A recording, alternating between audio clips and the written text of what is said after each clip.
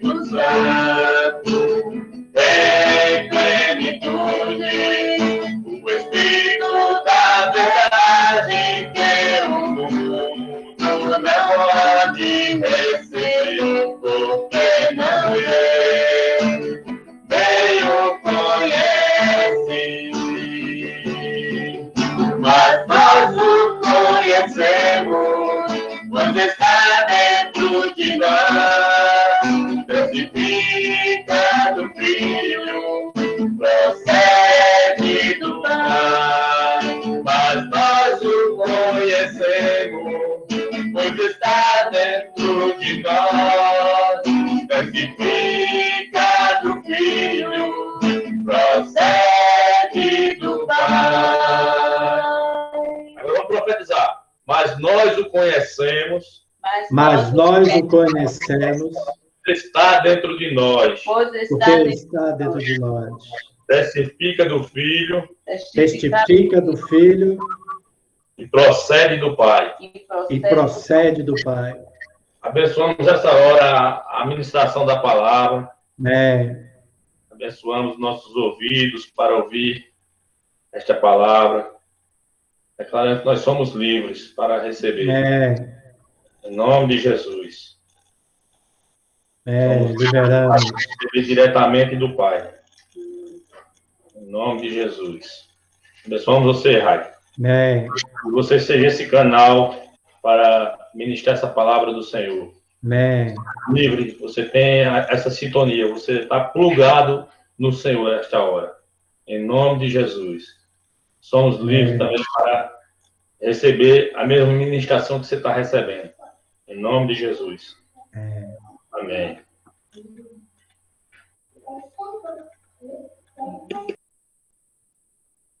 Amém. Bem, damos graças por essa unção nova que o Senhor está derramando. A Bíblia fala lá em Hebreus, a terra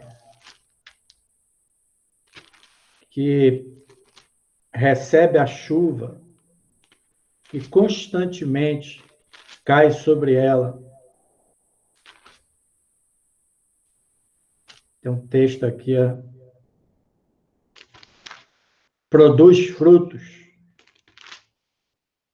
Fala lá em Hebreus.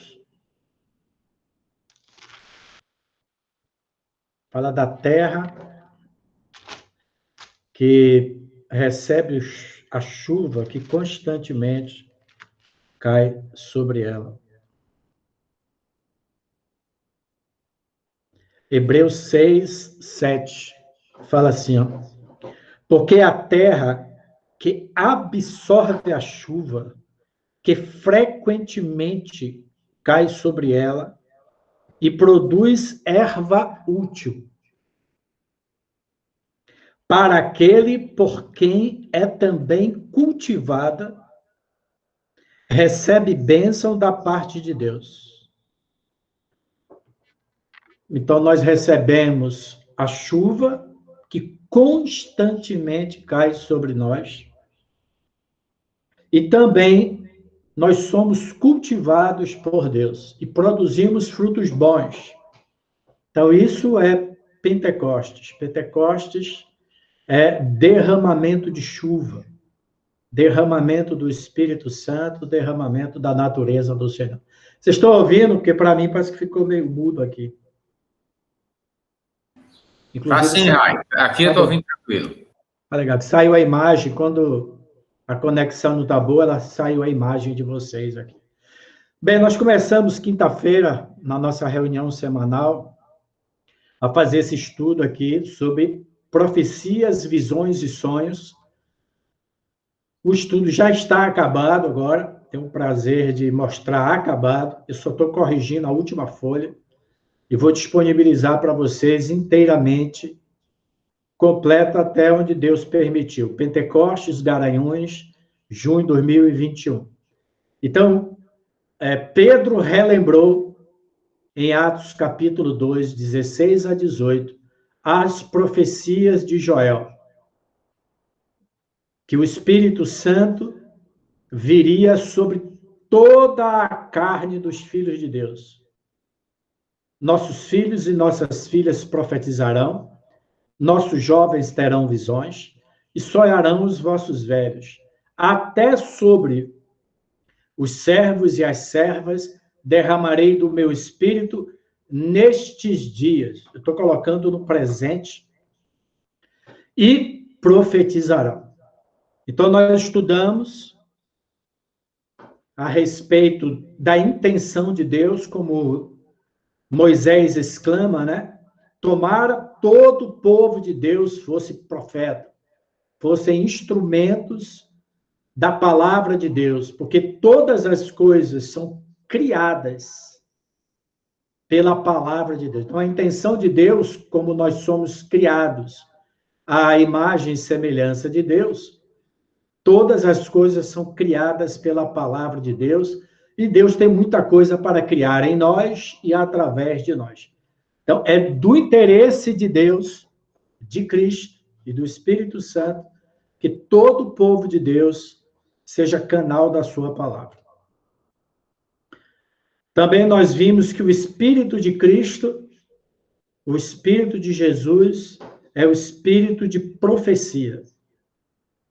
Espero que vocês pudessem ter meditado nesses dias, tá? E eu vou continuar de onde eu parei. A Bíblia fala no Antigo Testamento que os profetas, eles eram videntes, ou seja, eles proclamavam aquilo que Deus, as visões que Deus dava na mente deles. Às vezes eram visões físicas, palpáveis, às vezes eram visões dentro da mente deles. Então, os profetas, antigamente, eram chamados de videntes. Tá? Bem, por que nós precisamos ter as profecias? Então, aqui em Provérbios 29, 18, fala que não havendo profecia, na versão da NVI, Nova Versão Internacional, profecia ou revelação divina ou visão profética. Então, a profecia, a revelação divina ou a visão profética evita que o povo de Deus se corrompa, pereça ou se desvie. Então, a profecia é importante para trazer vida, direção, né? E a vontade de Deus. Nós vimos que existe a palavra hebraica para visão, é a palavra razon. A palavra razon é uma palavra específica no Antigo Testamento. Tem mais de 40 vezes essa palavra razon no hebraico do Antigo Testamento, significa visão ou revelação profética. Aqui tem um apêndice 1, aonde eu coloquei todos os textos do Antigo Testamento onde a palavra razão é empregada. Eu tive lendo outras passagens, e como eu falei, agora o estudo está completo. Tá? O estudo está completo.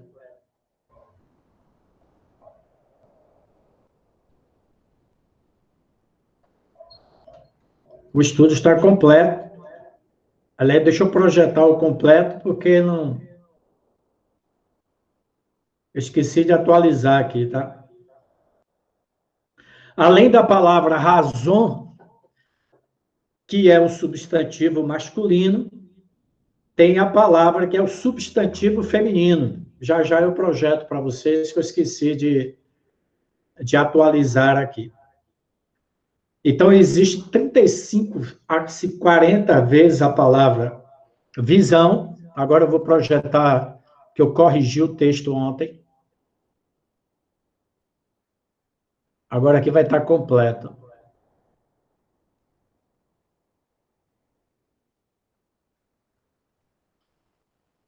E eu quero mostrar algumas coisas que Deus... Eu estava meditando. Então, está aqui a palavra razão, tá? Que é o substantivo masculino. Na realidade, ela é empregada 35 vezes no Antigo Testamento. É importante nós lermos esses textos, porque o John nos estimula a lermos e estudarmos sobre a vida dos profetas. Se nós queremos desenvolver esse dom de visão e de profecia, que nós estejamos lendo sobre a vida dos profetas. A outra palavra é a palavra rosen, tá? E também a palavra mara, que é o substantivo feminino. A palavra marra ocorre 13 vezes para visão sobrenatural ou espelho. É por isso que a Bíblia fala que nós o vemos como por um espelho. O espelho é uma imagem. Então, a palavra razão significa imagem, visão. Ok? Essa palavra é muito usada em Ezequiel e Daniel. Tá? É interessante que essas palavras também, mará, é utilizada para vidente. Ó. Deixa eu pegar lá embaixo para vocês verem. No apêndice, tá vendo? Aqui tem os textos do razão, mará, e tem também o verbo rose. O verbo rose é traduzido como vidente. Eu descobri na Bíblia quantos videntes tinham lá. Gade era um vidente de Davi. Samuel era vidente. Ido era vidente. Jeú era vidente. Asaf, lembra dos salmos de Asaf?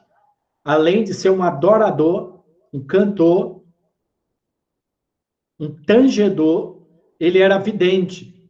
A Bíblia fala do registro da história dos videntes. Eu nunca tinha percebido isso na Bíblia. Existia um livro dos videntes. Gedutum era outro vidente de Davi. Davi era cercado de profetas videntes. Amós era chamado também de vidente. Então, que essa unção de visão venha sobre nós. Amém? Bem, eu estava meditando no que eu falei sobre como desenvolver o dom de visão. É aqui que nós paramos, na quinta-feira, é aqui que nós vamos continuar.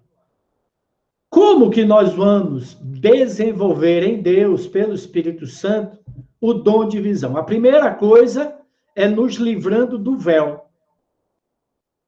O véu, né? A Bíblia fala que o povo judeu ainda lê as Escrituras e existe um véu que cobre a visão, a revelação, o entendimento deles. E nós lembramos de Abraão e Ló. Se você pegar aqui no versículo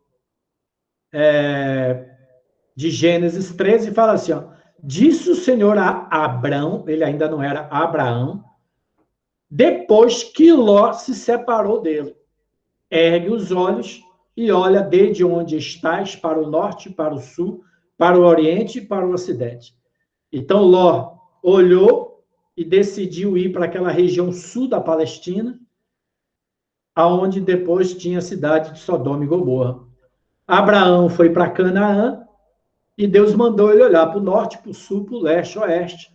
Então, tudo que ele pôde enxergar, observe que o texto aqui está falando de visão, Deus deu a ele como herança. E eu fiquei meditando muito essa semana. O nome Ló significa véu. Então, se você substituir a palavra Ló pela palavra véu, a gente pode transliterar assim, ó, disse o Senhor Abraão, depois que o véu, ou a cobertura, se afastou dele. Então, nós precisamos, primeiro, tirar o véu, para que essa visão razão prevaleça e nós possamos compreender a vontade de Deus para as nossas vidas. Agora, por que que Deus só abriu a visão de Abrão depois que o véu, depois que Ló se afastou dele? Eu fiquei meditando muito isso desde quinta-feira e eu cheguei a essa seguinte conclusão. O contexto fala que de Ló olhando e vendo a terra ao redor dela. Depois que o véu se afasta de Abraão, o patriarca pode enxergar todas as promessas de Deus para sua vida.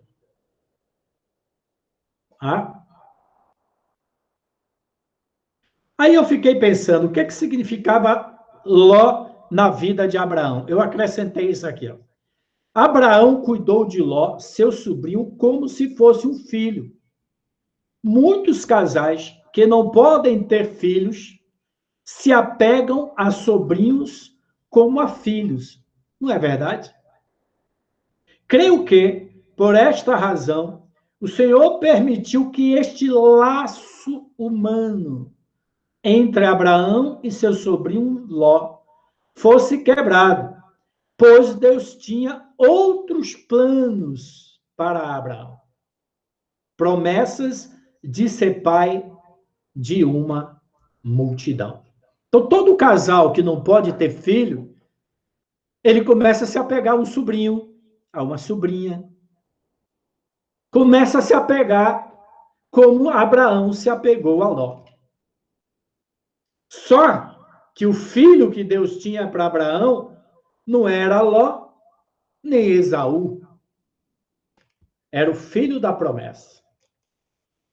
Então, nós entendemos que esse véu pode ser um laço humano. Quando Abraão quebrou o laço com o véu, ele estava deixando de olhar as promessas de Deus. Então, primeiramente, que nós nos livremos dos véus, dos laços humanos que possam estar impedindo nós de vermos a verdadeira visão que Deus tem para nós. Sobrinhos são ótimos, mas se Deus tem uma promessa para nós, que através de nós seríamos pai de uma multidão, vamos quebrar o laço com Ló, com o véu, porque está nos impedindo de ver o que Deus tem para a gente. Parece que Abraão se acomodou, né? Não, eu vou investir aqui no meu sobrinho querido, ele vai ser meu herdeiro.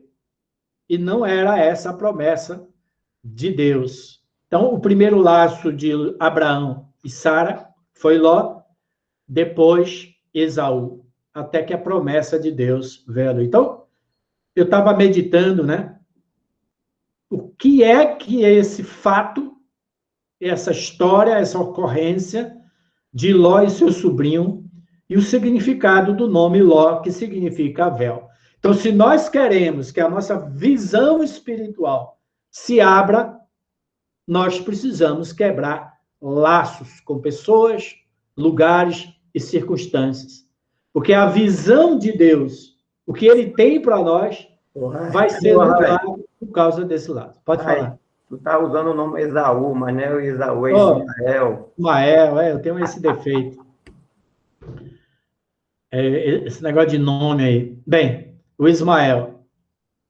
Então, Abraão e Sara colocaram a esperança em Ló, depois em Ismael. É bom me corrigir, porque está gravando aqui. Então, tá aí. Então, pense um pouco sobre isso, sobre esse fato. Vamos pular aqui e vamos passar um pouco para a prática. Qual é a metodologia de Deus para nos dar a sua visão, razão? Então, quebrar o laço. Depois a gente citou o Apocalipse, que nós precisamos orar para Deus colocar o colírio dele. Eu fiquei meditando muito o que seria esse colírio que o livro de Apocalipse fala para a igreja, né? Aconselho que de mim compres colírio, né? Para que os nossos olhos sejam abertos. Eu acho que esse colírio é a fé. É a fé que vai abrir os nossos olhos, porque a fé é certeza, é convicção de coisas que não se vê.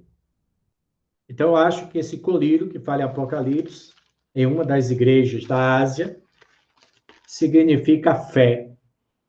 Então, eu estou colocando aqui de forma muito prática como nós orarmos a Deus para que os nossos olhos sejam abertos, para os véus serem tirados, para que o colírio da fé seja nos dado por Deus. Depois que eu comecei a estudar sobre essa visão, razão, eu comecei a sentir muita paz. Interessante é que os meus sonhos à noite estão mudando. E é isso que nós queremos, viver essa palavra na prática. Agora vamos ver a metodologia de Deus para nos dar a sua visão, razão. Agora que sabemos que o Senhor quer nos dar, pedi e recebereis, buscai e achareis, batei e abri-se-vos-á. Então, Deus sempre nos dá o que nós pedimos.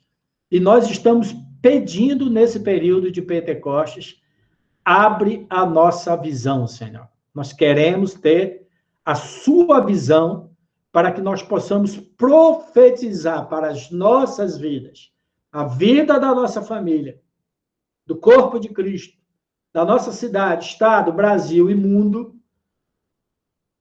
não as nossas visões, mas a visão de Deus. Então, agora que sabemos que o Senhor quer nos dar a sua visão, a visão razão, precisamos entender na prática como ela está associada a diversas facetas da nossa vida. Então, vamos começar a entender como essa visão de Deus se aplica, se manifesta, como ela opera no nosso dia a dia. Há diferentes níveis e aspectos da visão razão. Por exemplo, vemos que Nabucodonosor, um rei ímpio, teve um sonho vindo da parte de Deus. Daniel 2:1. Os sonhos e as visões, lembre-se, sonhos e visões são imagens. Eu explico muito aqui nesse estudo, e a gente vai começar a entender como esses sonhos, essas imagens, essas visões, chegam até nós através do Espírito Santo. Os sonhos e as visões ou imagens na cabeça de Nabucodonosor lhe perturbaram. Note que, mesmo para um descrente, o Senhor revelou, através de um sonho e visões noturnas, as coisas que estavam por vir sobre o futuro do seu reino. A gente sabe que Nabucodonosor foi um grande rei, né? um grande administrador da Babilônia, de Babel, construiu os jardins suspensos, e um dia, imagine que ele foi saindo do seu quarto, entrando naquele jardim, o jardim suspenso da Babilônia, né? E o castelo de Nabucodonosor, lá de cima, ele poderia ver toda a cidade de Babilônia. Então ele foi saindo ali do seu quarto, apreciando aquele jardim suspenso, que é uma das maravilhas do mundo antigo. Ele construiu para sua esposa, ele desenvolveu uma tecnologia que a água poderia alcançar um jardim no terraço e irrigar um jardim em cima de um terraço. Foi a primeira tecnologia de um jardim num terraço. E ele ficou pensando, o que vai ser o futuro desse reino que tanto eu me dediquei para construir? E nesse questionamento, Deus deu um sonho para ele na noite. Provavelmente, esses pensamentos de Nabucodonosor estavam na sua mente durante um bom tempo.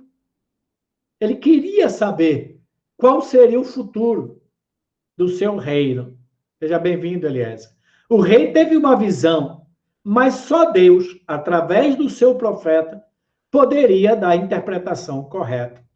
Daniel tinha, além de sabedoria e inteligência, por isso que Deus colocou Daniel e aqueles amigos de Daniel, os 3 amigos de Daniel, tinham sabedoria e inteligência, conforme Daniel capítulo 1.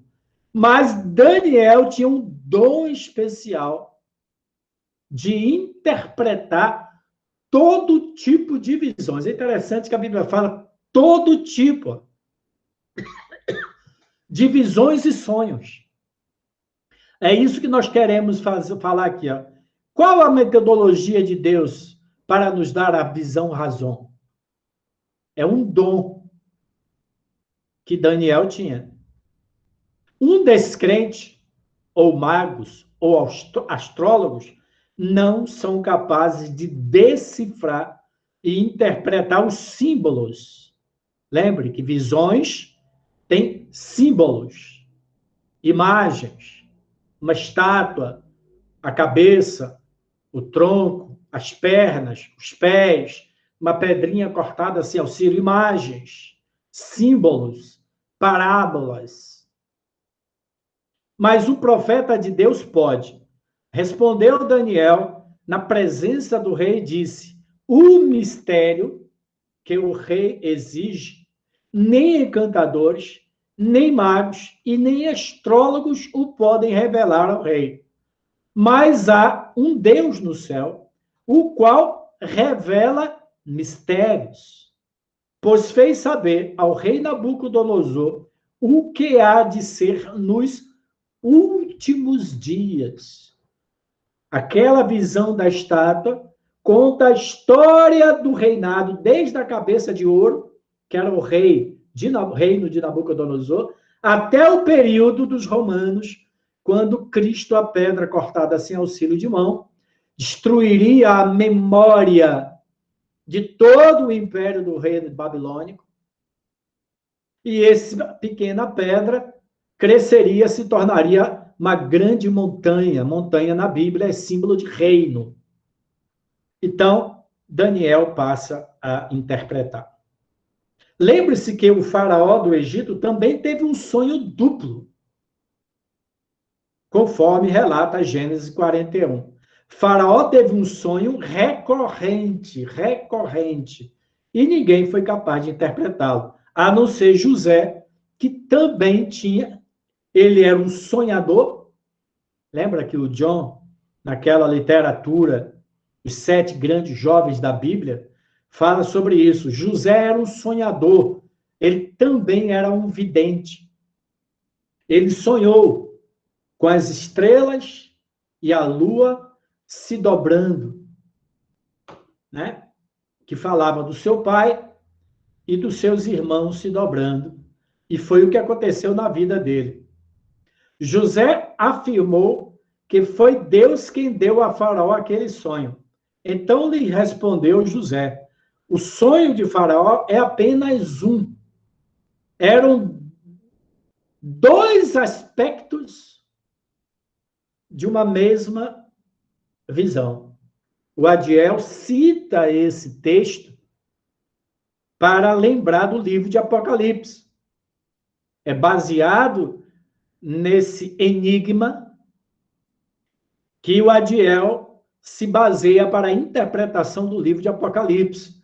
O livro de Apocalipse são duas visões, são textos paralelos, os selos e as trombetas são revelações de mesmos fatos. Então, os dois sonhos das vacas magras e vacas gordas que Faraó teve, subindo no Nilo. O Nilo era a fonte da vida e da economia do Egito, e ainda continua sendo, naquela época mais do que nunca, né?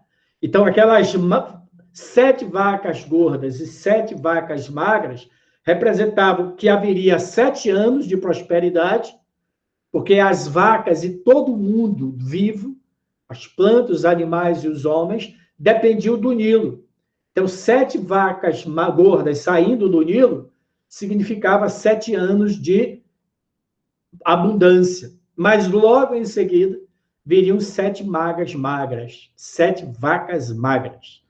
Então, o Adiel fala, baseado aqui em outros textos, que o livro de Apocalipse, as visões são paralelas. Os selos são paralelos às trombetas. Só que os selos, segundo Adiel, e eu escrevo no livro de Apocalipse, representa a visão do homem, a visão natural do que estava acontecendo. E a trombeta é uma visão de como Deus vê os fatos. A visão humana e a visão divina dos mesmos fatos. A peste negra, a Primeira Guerra Mundial, Segunda Guerra Mundial, e etc. Ok? Então, o Adiel se baseia nisso aqui. Então, você vai aprender a interpretar as visões bíblicas, as visões proféticas. Bíblia se explica com Bíblia. A gente precisa identificar os símbolos. Lembra que eu falei? Deus criou uma circunstância natural para Abraão se separar de Ló, para que Deus mostrasse a Abraão a terra prometida e a descendência piedosa. Então, Abraão teve que se separar ou tirar o véu. Abraão já tinha desistido da promessa de Deus, de que ele seria pai de uma multidão. Então, ele criou uma esperança natural de que seu sobrinho poderia ser um herdeiro. E Ló começou a prosperar. Aí Abraão falava, tá vendo? É através de Ló que Deus vai cumprir as promessas que ele me deu. Olha que engano, gente. Como às vezes nós colocamos esperança, os nossos sonhos em pessoas, em circunstâncias que não são as que Deus tem para nós. É uma grande lição, escondida, velada, no significado do nome Ló, que significa véu. Então, Abraão estava com um véu. Então, Deus criou uma circunstância para separar, tirar o véu da vida de Abraão.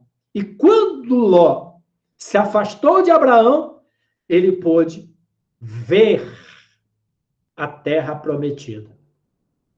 E mais adiante, Deus muda o nome dele, acrescenta a letra A nele, Abraão, e acrescenta a letra A hebraica em Sara, que virou Sarai.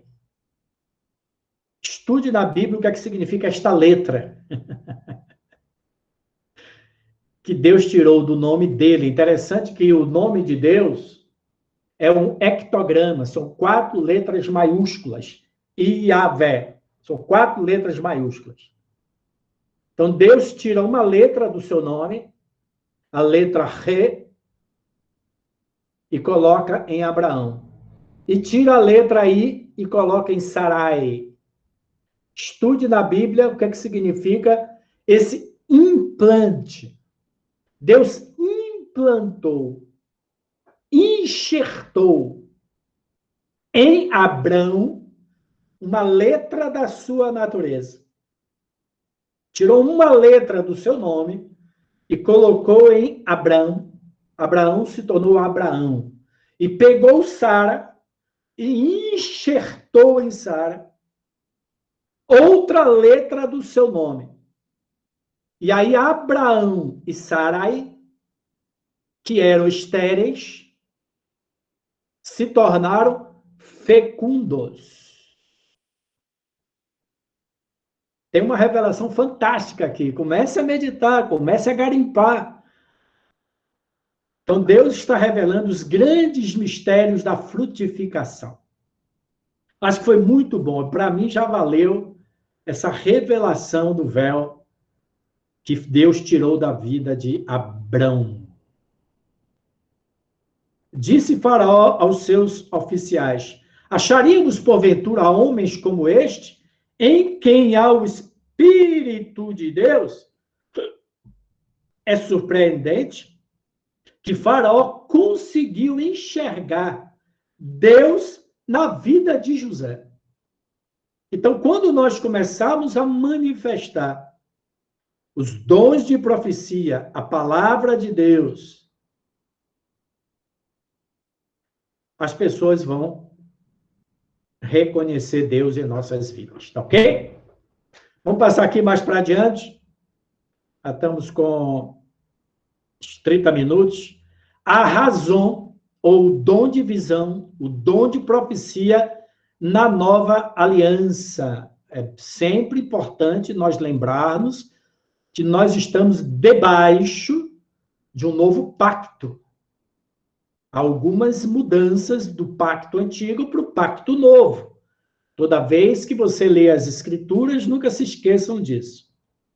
A profecia registrada no capítulo 2 de Joel e reafirmada por Pedro em Atos, traz seu cumprimento na era da graça. Note que no Antigo Testamento, o dom de profecia, de visão e sonhos estava reservado a reis, sacerdotes e profetas. Somente eles, na antiga aliança, eram qualificados, embora fosse mais comum entre os profetas. Entretanto, na nova aliança, o dom foi dado a toda a carne dentre os filhos de Deus. Essa é a diferença do dom de profecia no Antigo Testamento e o cumprimento em Atos 2. Porque a partir de Atos 2, filhos e filhas, as mulheres tinham poucas profecias, poucas profetisas no Antigo Testamento. Mas agora, a unção seria derramada sobre toda a carne dentre os filhos de Deus. Filhos e filhas, jovens e velhos, e até sobre os servos e sobre as servas, o Espírito foi derramado.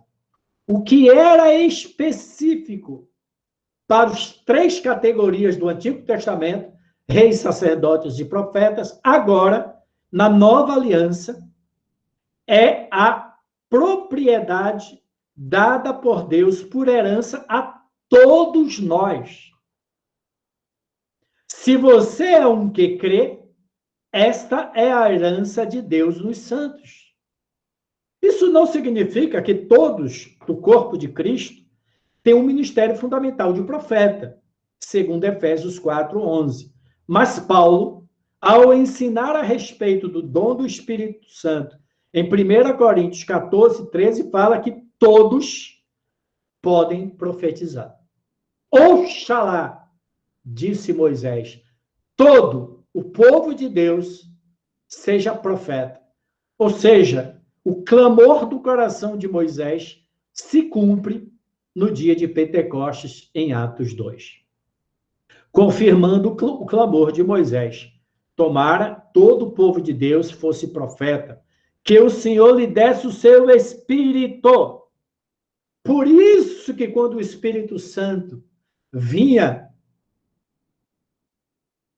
no livro de Atos e batizava as pessoas, elas falavam em línguas e profetizavam. Então, as duas manifestações do Espírito Santo é a ousadia de proclamar a palavra e a ousadia de falar em línguas, ok? Alguns teólogos fundamentalistas afirmam que Deus não fala mais através de sonhos e visões. Assim, esses teólogos fundamentalistas, de igrejas fundamentalistas, colocam em dúvida a manifestação desses dons na vida dos cristãos de hoje. Essa afirmação teológica não é bíblica. Por isso, muitos crentes não buscam mais esses dons. Gente, esse dom de profecia, de visões, de sonhos, precisa ser mais frequente em nossas vidas. Como eu falei, eu comecei a sentir uma paz muito grande a partir dessa palavra. Essa palavra trouxe uma tranquilidade muito grande ao meu espírito, coisas que estavam me colocando, me trazendo ansiedade, foram tiradas do meu coração. Eu creio que a partir que eu estou estudando estas mensagens, essa visão de Deus está começando a brotar do meu coração, de uma forma mais intensa, desde a semana retrasada, quando eu comecei a estudar essa palavra e me apropriar. Os meus sonhos à noite estão começando a mudar. Ainda não estou tendo sonhos de revelação, mas estou no caminho certo. Deus colocou, o Espírito Santo está me colocando no caminho certo. No dia de Pentecostes, que aconteceu na Nova Aliança, o Espírito Santo foi derramado sobre todos os crentes, pois Jesus já havia sido glorificado. Vou passar um pouco para frente, que tem umas coisas interessantes que eu queria acabar pelo menos aqui hoje. Mesmo que o Senhor se revele por meio de visões a um profeta da Nova Aliança, está falando agora aqui de nós, tá, gente? Está falando de nós. E que essa visão tem alguns elementos catastróficos, a profecia virá com uma resposta positiva. Preste atenção. Ele está dizendo que esse dom de profecia, de visões, razão, de sonhos, que Deus vai derramar a partir da nova aliança de Atos, toda profecia será construtiva. Construtiva. Por quê? Porque Paulo fala que a profecia deve vir para edificar, consolar e exortar. Então, eu começo a trazer um paralelo que é importantíssimo nós, que estamos debaixo da nova aliança, saibamos distinguir algumas peculiaridades das profecias que vinham no Antigo Testamento para as profecias que vêm na Nova Aliança. Uma delas é essa.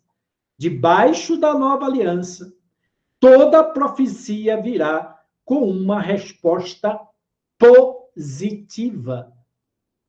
Veja, por exemplo, quando o profeta Ágabo profetizou uma grande fome por todo o mundo. Algo negativo. A solução foi que as igrejas se reunissem e enviassem socorro aos irmãos mais pobres, especialmente os que moravam em Jerusalém, na Judéia. Então, prestem atenção, mesmo que uma visão e uma profecia na nova aliança venha com aspectos negativos, Deus sempre nos dará algo positivo para nos orientar. Por outro lado, a visão e os sonhos inspirados pelo diabo trazem coisas negativas, visões que produzem medo. Outra coisa que precisamos aprender é que a maioria das visões dadas aos profetas do Antigo Testamento eram de guerra, crise, peste e coisas semelhantes. Muitas das profecias do Antigo Testamento não ministravam conforto, muitas, nem todas, mas eram mensagens que quebravam o povo. Os profetas eram muito duros. Isso porque eles caminhavam debaixo do jugo da lei. Entretanto, o julgamento pelo pecado, que deveria vir à nossa direção e na direção da nossa família, recaiu sobre o Cordeiro de Deus. Então, toda a ira de Deus que aqueles profetas ministravam no Antigo Testamento caiu sobre Cristo na cruz. Após a cruz, Deus mudou. Assim sendo, entendemos que agora vivemos debaixo da bênção e não debaixo de maldição, conforme Gálatas 3, 9 a 14. Depois você lê. O tipo de profecia ou visão que é dada da nova aliança é descrita por Paulo em 1 Coríntios 14, 3 e 4. Mas o que profetiza, profetiza aos homens para o quê? Edificar, exortar e consolar. A profecia sempre flui na nova aliança, na era da graça, para edificar, estimular, trazer ânimo e conforto. Debaixo da graça, se uma pessoa só profetiza julgamento e julgamento, não está falando pelo Espírito de Cristo. E na unção da graça, mesmo que seja uma palavra que prediz uma peneirada de Deus, o livramento é apontado. Veja como Jesus manifestou o Espírito da graça ao dizer: Simão, Simão. Quando Deus repete o nome de uma pessoa 2 vezes, é sinal que ele quer a atenção da pessoa. Simão, Simão, Samuel, Samuel, eis que Satanás vos reclamou para peneirar como trigo. Para vos peneirar como trigo. Ai, vai vir uma tribulação sobre a vida de Pedro. Eu, porém, roguei por ti para que a tua fé não desfaleça.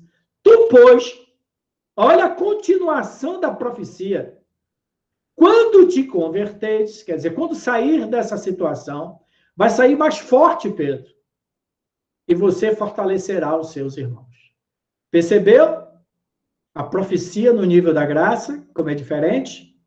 Nunca se esqueça que não estamos não estamos no dia da vingança do nosso Deus.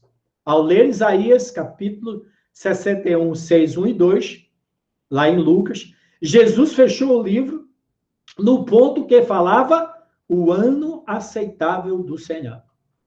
A palavra hebraica aceitável é hadzon, um ano de favor deliberado, intencional, um tempo de graça e favor abundante de Deus sobre o seu povo. Saber a dispensação em quem nos encontramos faz toda a diferença em nossos pensamentos e ações.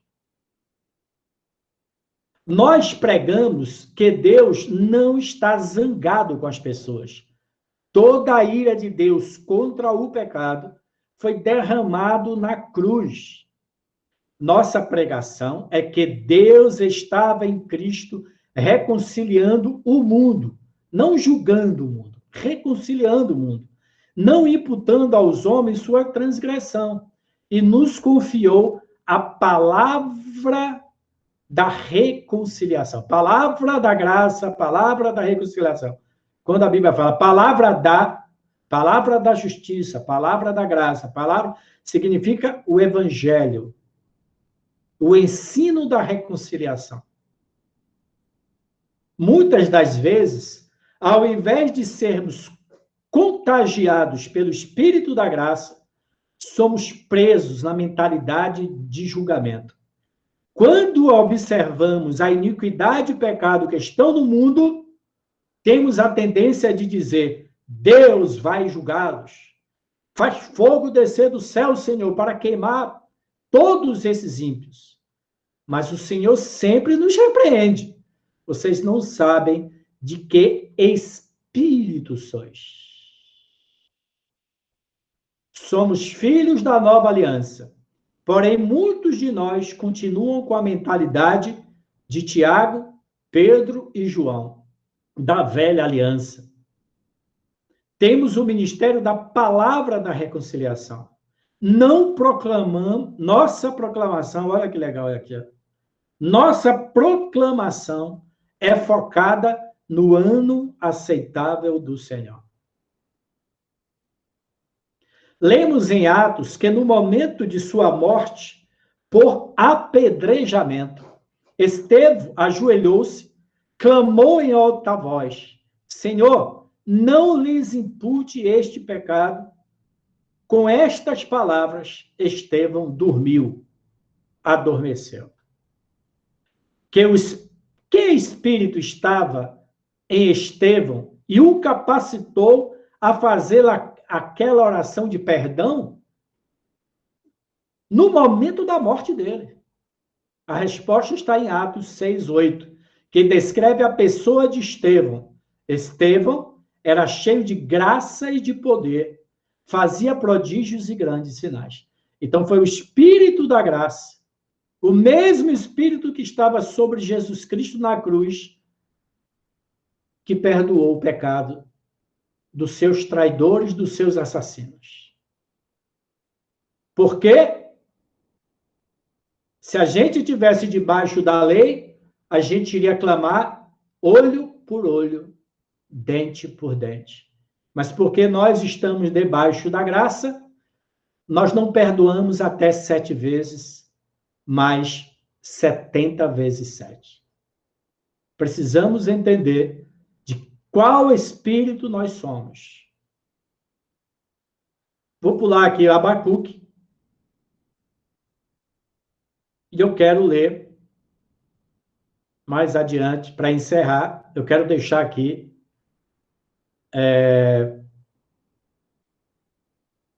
olha, tem muita coisa para a gente ler aqui. Ó. Tá vendo? É isso aqui que eu quero ler e encerrar hoje. Visões, imagens e parábolas. Olha assim. Ó. É muito interessante o texto de Oséias 12:10 que diz, ó. Olha que interessante. Eu estou colocando esse ensinamento muito prático na nossa vida. Eu mesmo falava aos profetas, dava-lhes muitas visões. Isso aqui é Deus falando. E por meio deles falava em parábolas. Nós precisamos entender que os sentimentos que Deus levanta no nosso coração, na nossa mente. Gente, eu pulei aqui uma parte importantíssima, mas não tem tempo, quem sabe, posso ministrar na quinta, não tem problema, continuar nessa unção de Pentecostes. Vocês é que dizem, tá? Aqui é agosto do freguês, né, Terezinha? Né, Terezinha? Aqui é agosto do freguês. Então, Deus estava dizendo, eu achei interessante essa expressão aqui, ó. Muitas visões. Deus é abundante, gente. Essas visões pode ser um sentimento, pode ser um sonho, ou pode ser parábolas, tá vendo?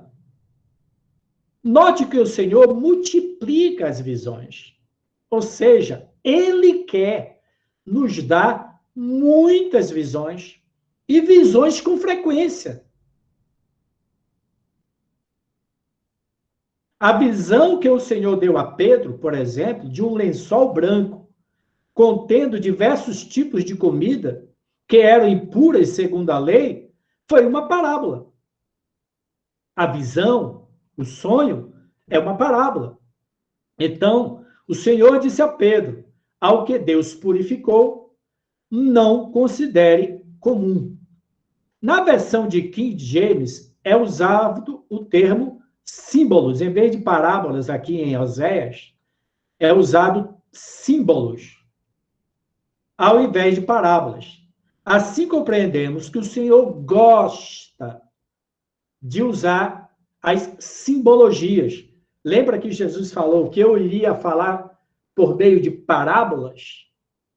A capacidade de gradualismo e imaginação santificada, o John define gradualismo, é uma definição da palavra viva, como imaginação santificada. Isso aqui é o texto em Word. É acionada pelo Espírito Santo. Então, quando nós temos uma visão, um sonho, significa que o Espírito Santo despertou a capacidade nata que existe em nós de ter uma imaginação santificada. Não é imaginação pervertida. Anteriormente eu falo sobre isso. Não enche a sua mente de imagens negativas, de violência, pornografia, né? E novelas que trazem ódio, vingança, traição. Não enche a sua mente com essas coisas. Porque o Espírito Santo vai usar a sua imaginação santificada, o gradualismo, para trazer as visões de Deus. Outra chave.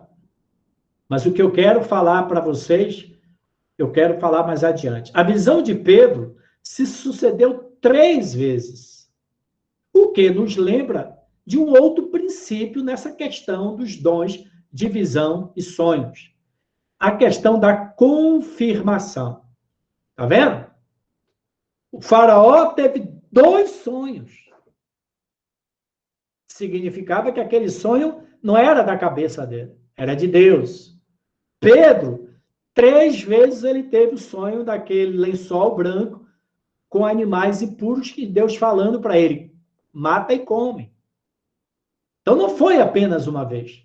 Então quando aquele sonho, aquele sentimento, ele persiste no seu coração, pode ser uma evidência de que é Deus querendo falar através da gente.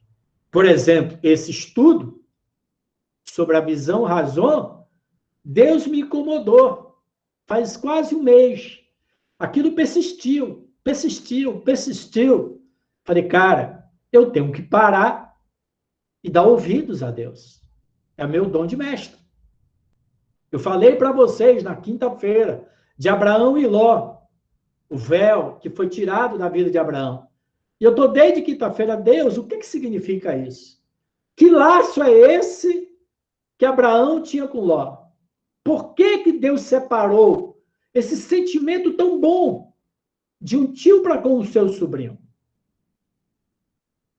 Como que esse relacionamento estava sendo um impedimento para a vida de Abraão e Deus só pôde mostrar as promessas a Abraão depois que ele se separou de Ló? Meditando sobre isso. Como Paulo fala para Timóteo, medita nessas coisas. Pratica essas coisas. Ora a respeito dessas coisas, para que essas coisas se tornem realidade para nós. Sendo assim, se Deus falar com você, espere ele confirmar mais 1 ou 2 vezes. Que se repita a visão ou sonho, ou essa inquietação, mesmo que venha agregar outros elementos. Aqui é onde eu quero acabar. Ó. Olha que coisa linda. Eu estou falando isso aqui para os casais, tá? Essa é uma palavra para os casais, para os pais. Você já percebeu que Deus registrou nas Escrituras muitas imagens? Imagens como o tabernáculo de Moisés, com seus rituais, que são sombras e figuras de realidades espirituais? Viu, Terezinha? Quinta-feira eu falei sobre isso, né? A criança, quando nós ensinamos às crianças, nós precisamos ensinar com muitas imagens, ilustrações, recursos didáticos, pedagógicos. Esqueci a palavra, né? Esqueci a palavra, já já ela vem à minha mente. Então, fanelógrafo, peças, né? Figuras, maquetes, porque a razão, a inteligência, ela começa a surgir a partir da imagem, do gradualismo. Ok? Por isso que Deus tem essa didática, porque o ser humano só consegue abstrair coisas espirituais através de maquetes. Maquetes. Ok? E vamos encerrar aqui nesse texto. Pense no Salmo 128 que fala, preste atenção. Tua esposa, no interior da sua casa, será como uma videira frutífera. Então, Deus cria uma imagem na mente dos maridos que a sua esposa é como videira frutífera. Os teus filhos, rebentos de oliveira, viu, Tamildo? A Dejailza é como uma videira frutífera. A Jussara, a Patrícia, a Ana Paula do Eliezer. Né? O resto aqui é mulher, né? É uma videira frutífera. Aí, a gente precisa meditar. O que é que significa? O que é que Deus quer falar comigo? Que figura de linguagem? Que parábola? Que ilustração é essa?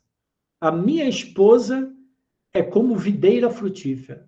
Os meus filhos, rebentos de oliveira, à roda da tua mesa.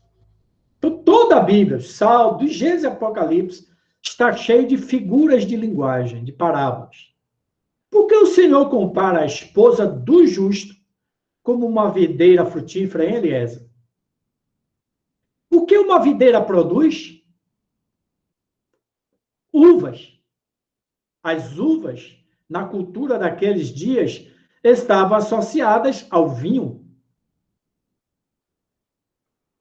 Então, o salmista está afirmando que o justo que se embriaga com o amor da sua esposa. Então, o salmista está afirmando que o justo deve, vou botar aqui, deve se embriagar com o amor da sua esposa. Lembra que o Senhor transformou água em vinho numa festa de casamento?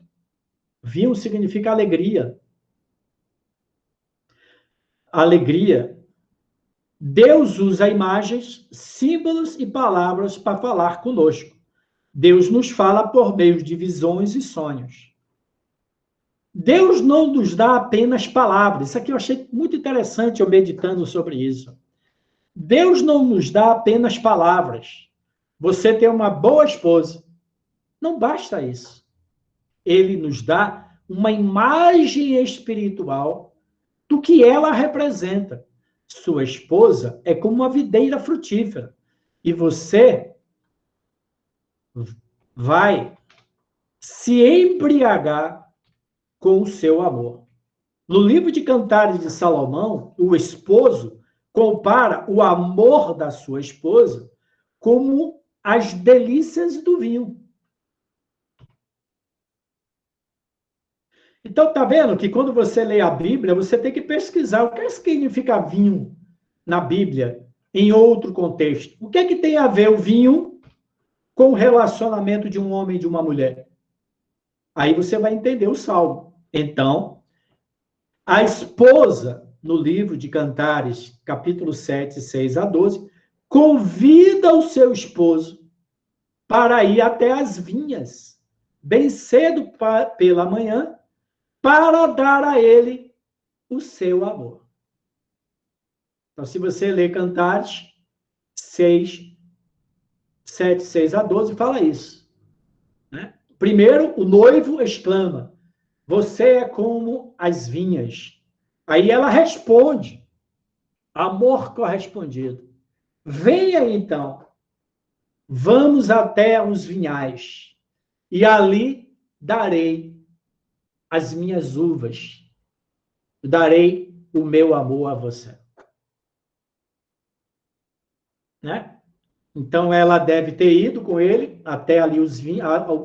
Lembra, eu tive lá em Petrolina fazendo um passeio enogastronômico da vinícola Rio Sol, Vinhos Rio Sol.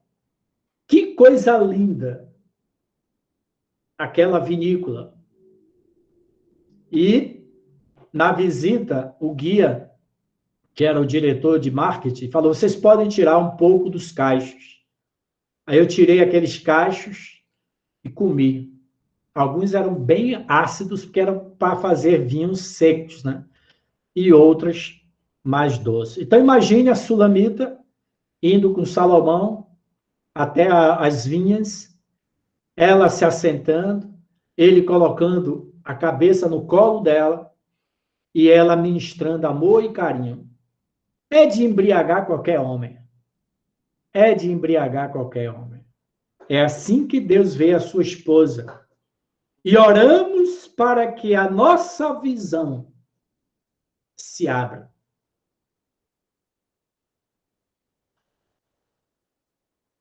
Ok? Então, que os maridos tenham as visões que Deus tem. Deus vê sua esposa como uma vinha. E os seus filhos? Como é que Deus vê seus filhos? Como brotos da oliveira. As oliveiras vivem por milhares de anos. Então, estude sobre a oliveira e entenderá melhor como Deus enxerga os seus filhos. Quando uma oliveira está ficando velha, brotos são enxertados no seu tronco para que a árvore venha a se renovar. Eu vi isso lá na Rio Sol. Uma vinha, ela pode viver milhares de anos. Quem faz uma excursão na Terra Santa, na Palestina, tem o privilégio de visitar o Jardim das Oliveiras. Lá tem muitas vinhas e olivas. Né? E lá tem o Jardim das Oliveiras. Né? Era um lugar onde tinha várias olivas, pé de azeitona. E lá tem, segundo os arqueologistas, oliveiras de mais de 2.000 anos. Inclusive, tem uma delas que é cercada, ninguém pode tocar nela, que dizem que é da época de Jesus. Provavelmente, Jesus esteve orando debaixo de uma daquelas oliveiras. Então, esta figura que os teus filhos são como rebentos, está vendo aqui, ó, rebentos, enxertos de oliveira, trouxe uma imagem na cabeça do salmista. É assim que elas se perpetuam. Então, eu vi lá, eles pegam quem cria a oliveira, né? Eles pegam uma oliva velha, assim acontece com a uva também, a videira, tá? Quando a videira está ficando velha, eles enxertam uma videira nova, né? Aquela parte de enxerto que eles têm até uma tesoura, né? Que corta perpendicular e enxerta um ramo novo no ramo velho. E a videira se renova. A mesma coisa acontece com a oliveira. Tá? Então, o Senhor está nos dando uma das chaves do rejuvenescimento e longevidade para os pais. Tenham filhos.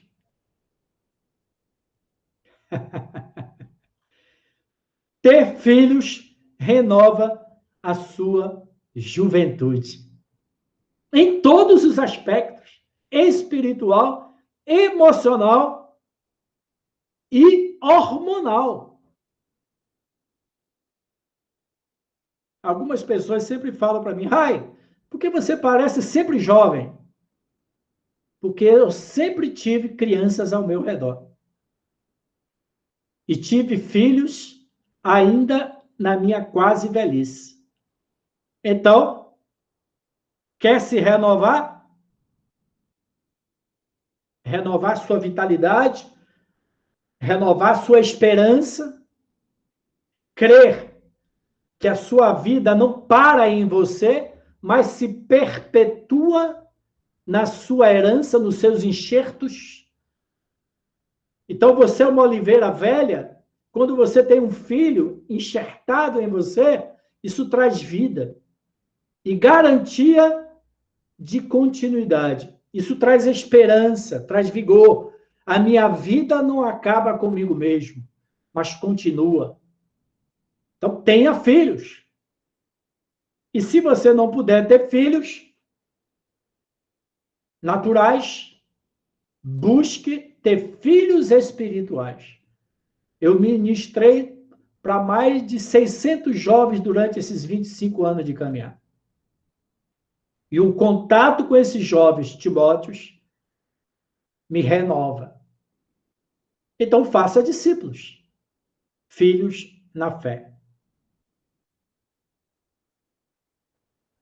Ter a razão dada por Deus é enxergar a realidade do fato como ele vê.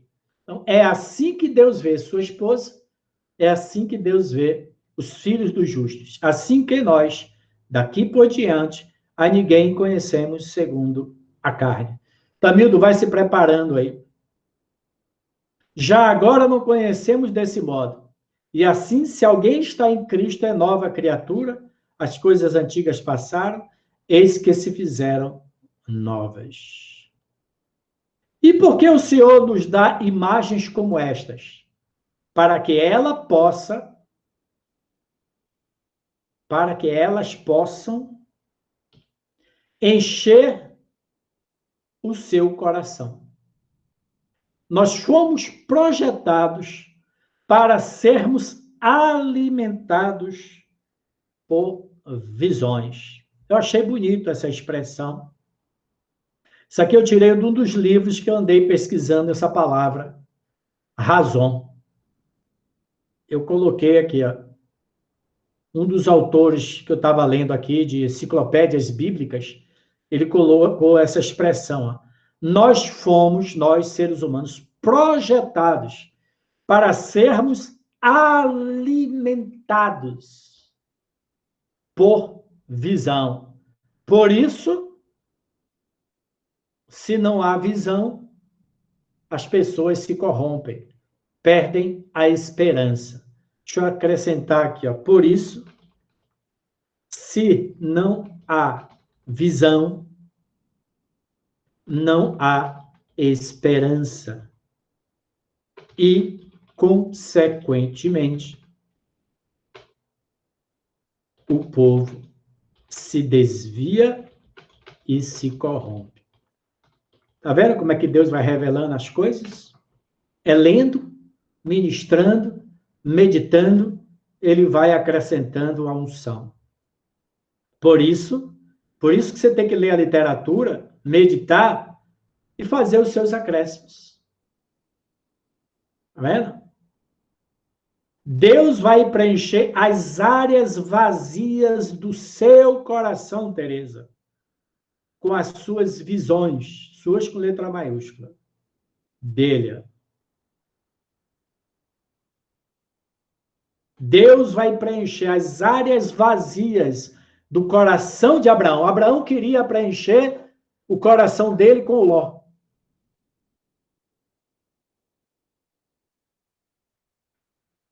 Não foi suficiente. Queria preencher com Isaac. Agora acertei, né? Ismael. Aí errei de novo. Ismael. Então ele queria preencher com Ló e depois Sara e Abraão queria preencher o coração dele com Ismael. Então, essa palavra, Pentecoste, vai preencher, que nós tenhamos as visões. Não veja só o negativo, senão você vai ficar sem esperança e vai criar laços.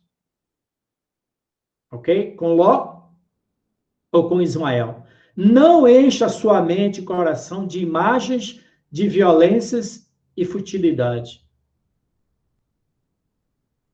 Não coloque sua esperança em Ló, nem em Ismael.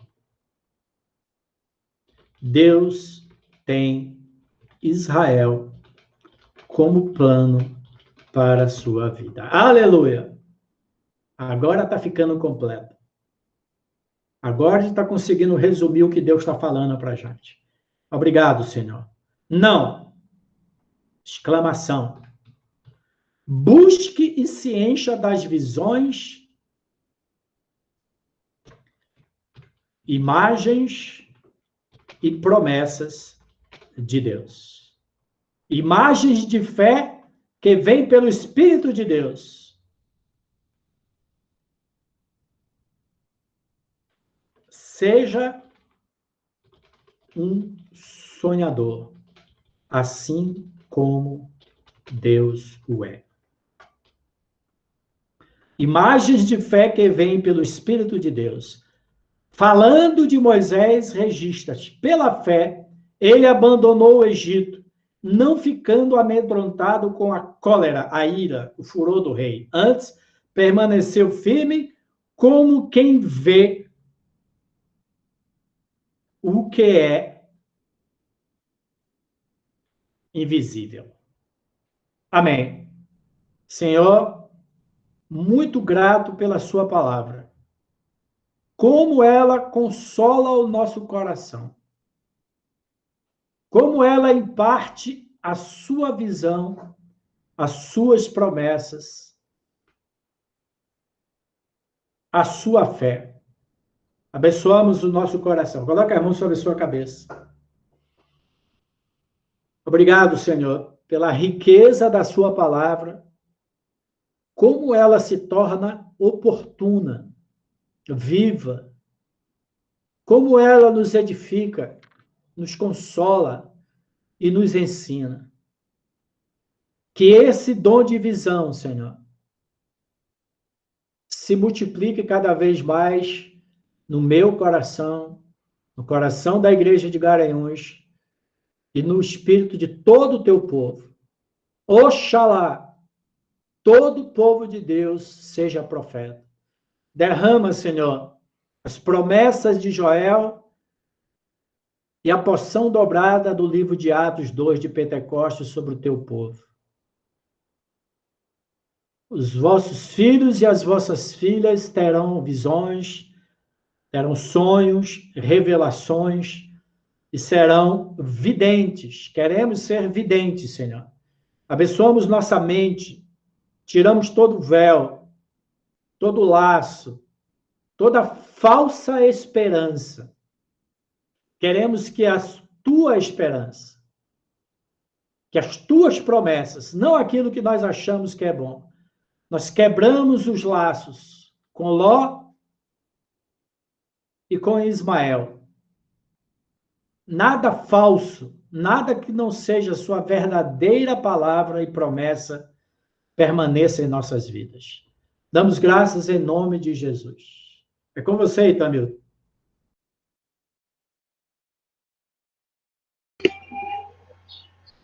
Eu canto com um só espírito, uma só fé, um só Senhor. Um só espírito, uma só fé, um só Senhor. Ele é o cabeça, mas o seu corpo convém em plenitude com esplendor.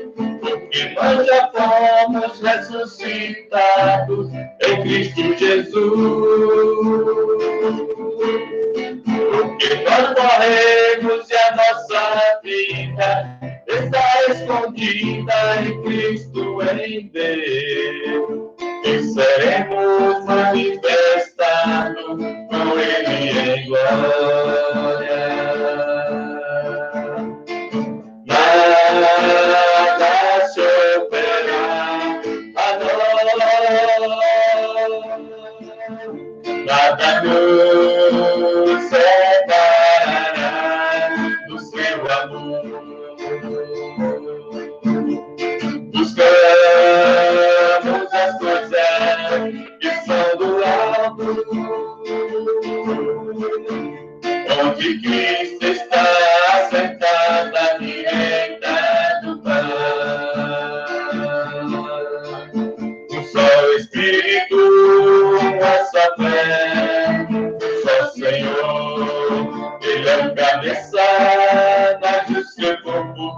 em plenitude com esplendor, porque nós já fomos ressuscitados por Cristo Jesus. Porque nós morremos e a nossa vida está escondida em Cristo, em Deus. E seremos manifestados com Ele em glória. Nada superará a nós, nada nos separará do seu amor. Buscamos as coisas que são do alto, onde Cristo está assentado à direita do Pai.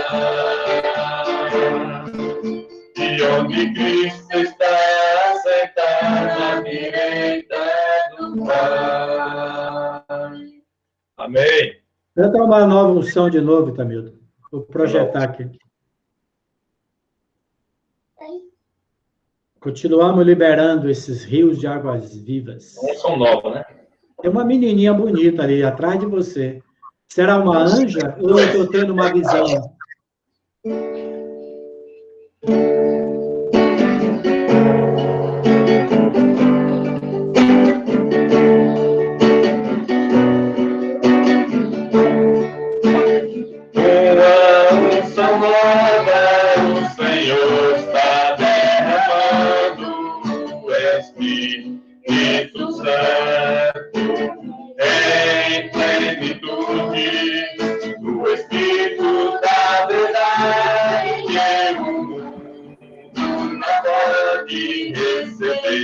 Porque não vê, nem o conhece,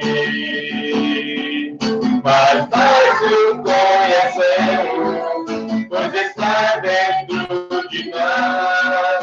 Santifica no Filho, procede do Pai, mas nós o conhecemos, pois está dentro de nós.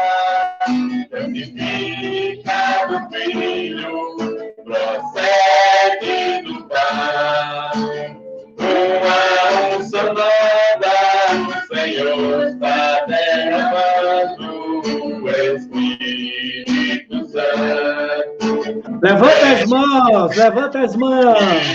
O Espírito da verdade que o mundo não pode receber, porque não vê, nem o conhece, mas nós o conhecemos, pois está dentro de nós. Santifica do Filho, procede do Pai, mas nós o conhecemos, pois está dentro de nós. Santifica do Filho, procede do Pai, mas nós o conhecemos, pois está dentro de nós. Santifica do Filho, procede do Pai. Palma para Jesus! Eu estou vendo uma menina aqui, ó. Estou vendo uma menina aqui, Vitória Oliveira. Quem é essa menina aqui, Vitória Oliveira? É essa daí. Quem é essa menina? Teve festa da pijama aí, foi, Tamir? Foi. Essas meninas lindas.